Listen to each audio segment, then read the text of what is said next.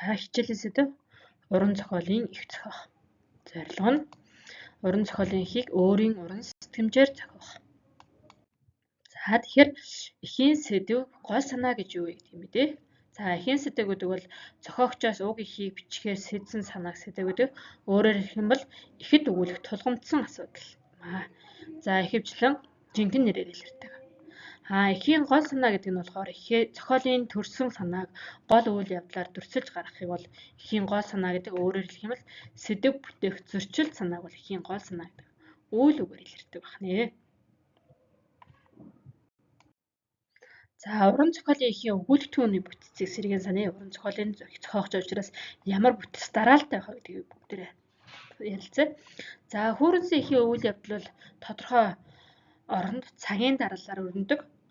За үйл явдлууд нь өөр хоорондоо хэрхэн холбогдож бие биеэ хэрхэн дагуулж байгаа уялдаа чанарыг бол баримталдаг. За эхийн дараалал буюу өгүүлэх түн дараах байдлаар эхэлдэг. Эхлэл, зангил, өрнөл. За тэгээ үйл явдлын өрнсөөр туйлдаа хөрнө. За үйл явдал туйлдаа хөрөөд хэрхэн яаж тайлагдах вэ тийм ээ? За тэгээд төгсгөлс гэсэн ийм бүтцтэй дараалалтай байдаг. За харин уран зохиолын эхийн орчин гэж юу гэлдэг вэ? Бид нэр яаж орчноо туршилж өгөх вэ?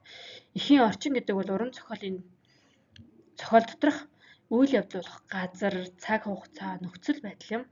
За энэ нь бол баатруудын үйлдэл, яриаг тодорхойлж зохиолын агуулга гол санааг хөгжүүлэхэд бол чухал үүрэгтэй байдаг. За зохиол маань цаг хугацааны үед хэдийн үеих байх юм? Ямар газар оронд өрнөх юм? За ямар нөхцөл байдлын үйл явдал болж байгаа тийм ээ? Дайны үед болж байгаа юм уу? Амгалан 50 цагт болж байгаа юм уу тийм ээ? Дөрүүдийн харилцаа.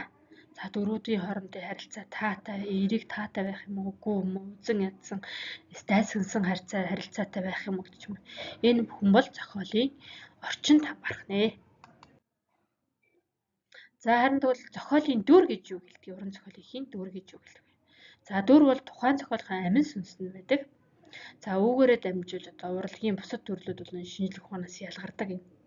Уран зохиол их бол за уран үгийн бүтээл төрлийн гол үүргийг гүйцэтгэж байдаг нь дүр байна. За уран сайхны дүр нь нэг талаас бол зан чанар, ёс суртахуун, амьдралын хэв загварын нийтлэг төлөөлөл болдог.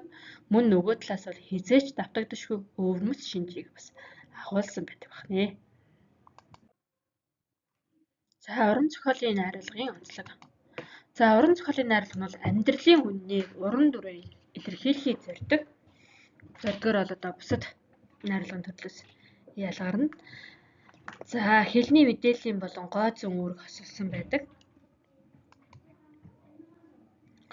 За уран зохиол бол дүр төрслийг үгээр гарган үзүүлэх зорилготой урлагийн нэг төрөл.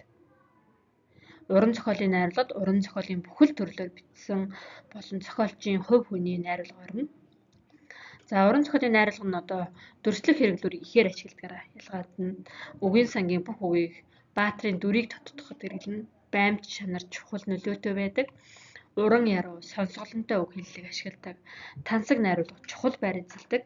За мөн өгүүлэгчийн хэл, баатрын хэл заавал байдгаараа онцлог багнэ. За хичээлийн анхааралтай үзээд асуултанд хариулаарай хүүхдүүд.